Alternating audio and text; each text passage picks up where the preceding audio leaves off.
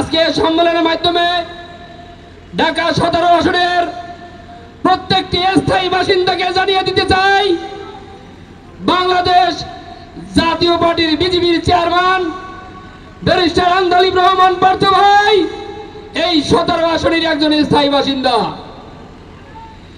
আমার জন্মলগ্ন থেকে এই পর্যন্ত রাজনৈতিক অঙ্গনে ঢাকা 17 আসনে কোন স্থায়ী বাসিন্দা এমপি হিসাবে দেখি নাই। এই ঢাকা 17 আসনের প্রত্যেকটি স্থায়ী বাসিন্দাকে এই গুলশান থানার সম্মেলনের উপস্থিতি যে সমস্ত নেতাকর্মী আছেন তাদের মাধ্যমে জানিয়ে দিতে চাই,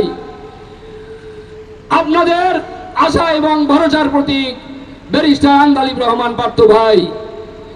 ব্যারিস্টার আন্দালিব রহমান পার্থ ভাইয়ের রাজনৈতিক পদচারণা শুধু ঢাকা 17 আসনে নয়, সারা বাংলাদেশে তার রাজনৈতিক পদচারণা আছে।